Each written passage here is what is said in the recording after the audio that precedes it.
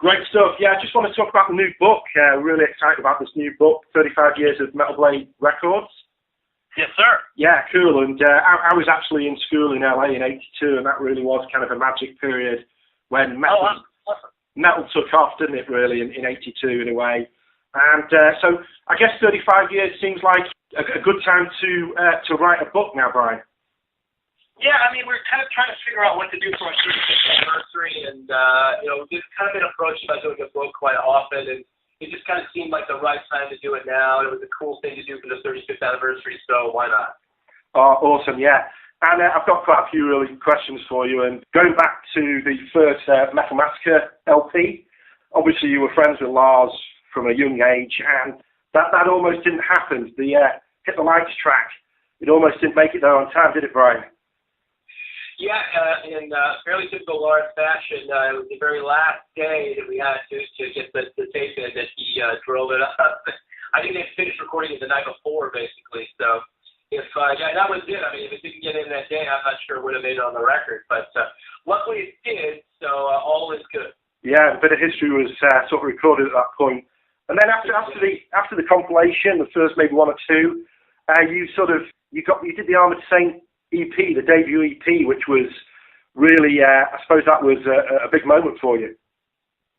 Well, yeah, absolutely. I mean, I loved Armored Saint, being able to do something with it was great. It was a pretty pivotal point in the history of Metal Blade because they were the first band that we worked with that got signed to a major label, and they were, because they were really great friends of ours. They definitely said in every interview they did, everything that they touched, hey, we came from this label Metal Blade, and we got a lot of exposure that we probably never would have gotten because of that. Yeah, true. That was Armored Saint were probably the best local band at the time as well, so that was a real good coup for you. And not long after that, you did the Show No Mercy album, and the question I wanted to ask you about that one was, that went big quick. That was a real great album, and you got distribution across the States and even into Europe, and at that point, Brian, did you think that was going to be your career as a record label? Yeah, I think it was pretty shortly after that where I've been doing it for a little while and it's starting to become pretty good. With a few releases did pretty well, and certainly Show No Mercy was the biggest one up until that point. And yeah, that's when I kind of thought, all right, well maybe this is pretty good. It still took me a little while to get out of my mom's garage, but that was certainly a record that started to make me feel that this is something I can do long term. Yeah, superb. And yeah, that was such a great period as well with Slayer coming out of LA. That was so awesome. The gigs at the country club, etc. As a teenager, that was so good. But then going over up to '91, and you were very influential with getting Armored Saint back together with the Symbol of Salvation album, and that must have been quite an emotional time for the band. And also yourself, Brian, being close to the band. Yeah, that was a real special moment in my career for sure because, obviously growing up with those guys and seeing them have success and all these great things, and unfortunately, their guitar player Dave Pritchard passed away and they were pretty much done. But they had done all these amazing demos, and I kind of kept going back to them. We can't let these songs not be heard. We gotta do something. So it kind of resurrected them.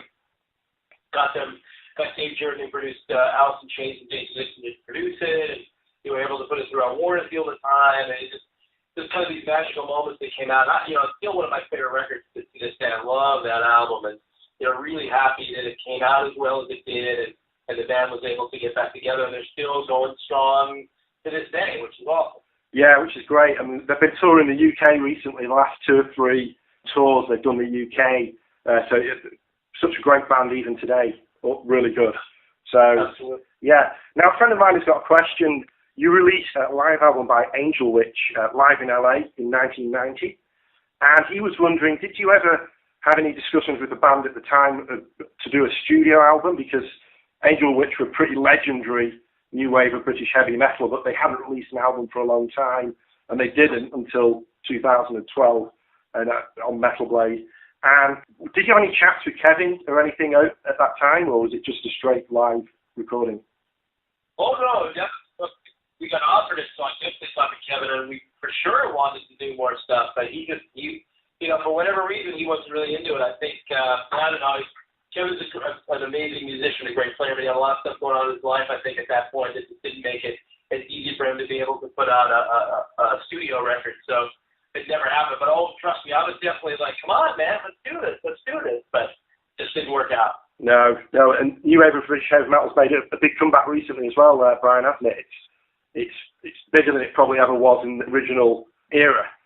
Yeah, it's funny. It always seems to kind of kind of go away for a little while, then back up again, and that, now I think just because of the nostalgia thing, and still so many of those great bands who come from there, they're doing well. I always love seeing when that stuff is popular again. It's great. Yeah, definitely. So you were never frightened to diversify, and you signed some pretty big bands actually, like the Goo Goo Dolls and King's X. That must have been a bit of a coup at the time for you. Well, the Goo Goo Dolls are funny because people always ask about that band being the one kind of band that doesn't make sense on Metal Blade. But when they first started out, they were a punk rock band from Buffalo, New York, and they actually opened a show for Cannibal Corpse at one point. So they were always a pretty heavy punk band and fit into with a punk label that DRI and DOC and Dr. No and all these punk bands fit perfectly in there. And as time went on, they put a ballad on one of their records, and all of a sudden that song became the big hit, and they're known for that sort of stuff now. But it's definitely different. And then King's X, I've just been a fan of theirs since the very first record came out. I thought they were just truly amazing. So I became really good friends with them, and when we had the chance to work with them, that was an opportunity I was not going to pass up because I've always been a huge fan of them. I still am a huge fan of that band. So it's really, really always been really cool to work with those guys. Yeah, King's X fall into that category of why weren't they bigger? They were such a great band, weren't they? And they're still doing good albums, but they should have been bigger, really. Yeah. It's weird when that sort of stuff comes around, why a certain band wasn't bigger, but, who knows? Getting bands to be really big is sometimes just a bit of a lucky shoot, but you also have to have a good support team around you and stuff, So you've also done other stuff. You've started the Metal Misconduct podcast, which is kind of a mix of sports, because I know you're a massive Kings fan, and also comedy. How did that come about? Well, a friend of mine that works for the NHL named Sean Rourke is a huge metalhead, and he runs NHL.com for them. And he came to me one day, we were talking, and he said, hey, I'd love to do a podcast or something that kind of combines sports and music, because there's a lot of guys in the NHL that love metal, and I know other people that do, and I know you're into that. Would you want to do that? I said, yeah, this would be a lot of fun, but quite honestly, I was a little bit worried about it because athletes in general are not the best interviews, especially hockey guys are not the best interviews. So, but then we started interviewing these hockey guys, and the thing was, when they get to talk about something they love, like music, they'll go on forever and ever and ever. And we were doing trying to do hour-long shows and had to cut it off because we could probably talk another hour on stuff. So it's been a lot of fun for me to merge those two worlds of sports and metal. Yeah, cool. And do you still go to loads of Kings games? I go to as many hockey games as I can. I'm not in LA as much as I'd like to be, but whatever city I'm in, I try to go to games as much as possible. New York, LA, Vegas now is going to have a team. So anywhere I'm at, I got to get this hockey game. Plan everything around that. It's awesome. Yeah, last time I saw the Kings, Gretzky was playing for them. Oh wow! That was a long time ago. Yeah, definitely. So, of all the bands that you were close on signing, because I know there was some pretty bands that went on to become really big acts, you kind of just missed out on, mostly for financial reasons or cash flow. Is there one particular band that you wish you could have signed and you were close to signing at the time? Yeah, there's a couple of them. We got offered Cowboys from Hell by Pantera, and again, it was the money issue where, they needed a bunch of money, and we might have been able to pull it off somehow because we were kind of, it was right around when we had to deal with Warner Brothers, but the timing wasn't really right, and of course, but they've gone on to have a decent run of things. And then the other big one was Guns N' Roses, and not that we would have been able to sign them or not, but when they were playing around LA all the time, we knew their manager, and all these friends of mine were like, you gotta go see them, they're really great. And I was like, I thought they were a hair band, like Poison, I just wasn't really into that sort of stuff. And then Appetite for Destruction, I heard this advanced cassette of Appetite for Destruction, and I was like, oh my God, this is unbelievable. But we did end up doing a lot of marketing promotion for that record, so we did end up working with them a little bit down the road, but I probably should have gone and seen them. And I think there's a lot of people who don't admit to it, but Appetite for Destruction is a real kick-ass album, isn't it? That was a great album. Absolutely. So in 2017, Brian, business-wise, with Spotify and different ways of sort of accessing music, how do you see the growth in the Metal Blade business now, moving forward? I know you've got lots of kind of promotional arms as well, but how do you see the record industry moving forward, access to music? Well, it's interesting because people are a little concerned, honestly, going into this year because, we knew we were going to start losing a lot of our physical business, and that's obviously been the bulk of our business for a long period of time. And, we know it's moving to streaming, but we weren't really sure how quickly that was going to happen. So we kind of prepared this year to have a rough year because, losing, let's say, 20 to 25% of your physical business, we weren't really sure if we were going to make that up in the streaming world. And it's more than made up for that. I've been really very pleasantly surprised at how much and how big and how fast that stuff is really happening. We kind of have the best of all worlds right now. Our vinyl and CD business is still really good. It's less than it was before, certainly in terms of the CD world, but we're still able to move them. We kind of feel we know the right amounts to do with those sort of things. But then you've got the streaming, which has been a huge thing for us. I think especially because we have such a big catalog, and I think the numbers are like 63% of all the things that people listen to on Spotify or Apple Music, any of those streaming services is all catalog. So it's been really good, and I will tell you that the next day our numbers are bigger than they were the day before on that stuff. So it's been really good. So I think that moving down the road, as many people in the industry have predicted, because I think the last year the music business as a whole was up 9%. It was already up almost 10% through the first half of this year. Obviously, a lot of that is pop and hip-hop and these huge artists, but we're feeling it on our level. So I think moving forward, it's actually going to be pretty good. Yeah, definitely, yeah. So, brilliant. So, off your current roster of acts, I know it's a difficult question, but what are your top 3 recommendations for newish bands that have been around for maybe a couple, 2, 3 years? Sure. There's a few of them.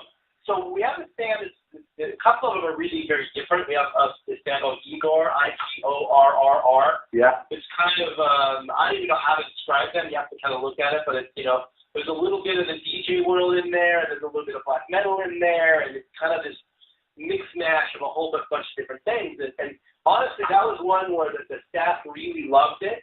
And I have to admit, I wasn't the first guy to really get it particularly, but I thought it was really interesting. So, and we like doing interesting different things. Yeah. I've been really super happy with the response we've got on it because I was a little hesitant about that, but it's been really great. And I think it's a really cool, interesting thing moving forward. There's also another band that's a little bit different called If These Trees Could Talk. Okay. I guess they're probably in the scene that people call post-rock. It's all instrumental. Okay. The bass for it is super heavy riffs and stuff. They have these very melodic or kind of orchestral guitar tones over it. Yeah. If you're familiar with Russian Circles, they're probably the biggest band out of that scene. Yeah. Very similar to what they're doing, but a little bit heavier. And I've seen them live a couple times, and they're unbelievably devastating live. It might be one of the top 3 or 4 shows I saw last year live. It's just so truly amazing. And then I'm always really happy we have this really cool band called Portrait. It's a European band that's been around for a couple of years. Oh, yeah. Classic street heavy metal style of stuff, and they have a new record coming out I'm super excited about. So, it's really new to check out. Yeah, I love Portrait, and it's great that you've got so many of these bands like Exhumer and all these kind of bands. It's almost like a sweet shop that you can choose to, promote these bands. It must be a great feeling. Yeah, so there's a lot of great music out there. There definitely is. And I think, I've got friends who say I only like clean vocals, or I don't like punky edge, or, too death. But I mean, the range of styles of metal over the last maybe 10, 15 years is just totally amazing, isn't it? The metal world is so big now, it's probably as healthy as it's ever been, in my opinion.